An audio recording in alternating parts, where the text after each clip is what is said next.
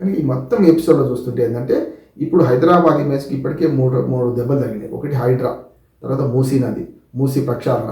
అంతకుముందే కాంగ్రెస్ ప్రభుత్వం రాగానే హైదరాబాదు రియల్ ఎస్టేట్ పడిపోవడం, ఈ రెండింటితో ఇంకెక్కువ పడిపోవడం. ఇప్పుడు ఏమైందంటే సినిమా రంగాన్ని కూడా పారదోలుతారా అనే ఒక మాట వస్తుంది. ఇప్పుడు ప్రముఖ సినిమా నటులు కానీ లేకుంటే ఆర్టిస్టులు కానీ ఏం మాట్లాడుతున్నారంటే, బయటకు పెద్ద నటులు మాట్లాడుతున్నారు కానీ చిన్న నటులు మాట్లాడుతున్నారు, మమ్మల్ని బయటకు పంపిస్తారా, ఇదేంటిది సినిమా నటుల మీద కక్ష కట్టిందా ప్రభుత్వం అంటున్నారు. ఈ మాట రాకముందే సవరించుకోవాల్సిన అవసరం ఉండే.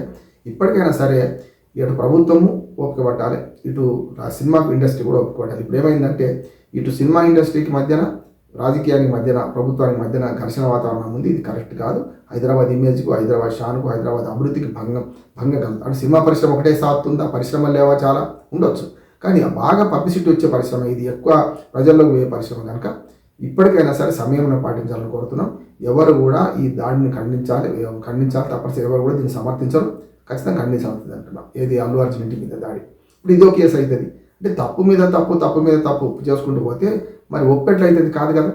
కనుక రేవంత్ రెడ్డి గారు అతిగా స్పందించినా నేను అంటున్నాను అది కరెక్ట్ కాదు. దాని మీద ఈయన ప్రెస్ మీట్ పెట్టడం అంతకంటే తప్పు. ఒక తప్పుకు మరో తప్పు చేసుకుంటూ పోయి ఆఖరికి ఏమైందంటే చివరికి సమాజంలో శాంతి పద్ధతులు భంగం కలుగుతుంది. ఇప్పుడు సినీ పరిశ్రమ ఒకవైపు, ప్రభుత్వం ఒకవైపు ఉంటే ఏమవుతుందంటే ఇప్పటికే రాజకీయ రంగం మొదలైంది. సినిమాలో కూడా అల్లు అర్జున్ పడని వాళ్ళు పరామర్శకు వెళ్తున్నారు. ఇప్పుడు అక్కడికి ఇప్పుడు జగపతి బాబు గారు వచ్చారు. ఎందుకు వెళ్ళలేదని ప్రశ్న ముందు నేను ఒక మాట అంటున్నాను. ఈ సెలబ్రిటీస్ కనుక హాస్పిటల్కి వెళ్తుంటే చిరంజీవి వెళ్ళి అనుకోండి, రేపు పొద్దున 4 రాళ్ళు వేస్తారు ఎవరైనా, మరి అప్పుడు ఎట్లా, నువ్వు ఎందుకు పోయినావు అంటారు మళ్ళీ అప్పుడు. అందుకని లీగల్గా నేను అడ్వకేట్ కూడా చెప్తున్నాను, ఇప్పుడు దీని శాంతి భద్రతలు భంగం కలగకుండా అందరూ కామ్గా ఉండాలి, ఎవరు ఉంటే బాగుంటుంది. కానీ తప్పలేదు, మాట్లాడకుండా పరిస్థితి ఇప్పుడు కల్పించారు.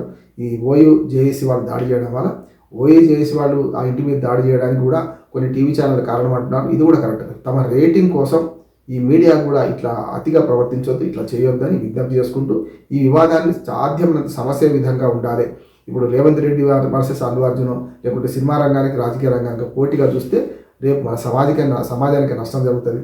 ఇప్పటికైనా సరే అందరూ సంయమనం పాటించాలని కోరుతూ ఈ వివాదాన్ని పెద్దగా చేయకుండా ఉంటే బాగుంటుందని విజ్ఞప్తి చేస్తున్నాను. నమస్కారం.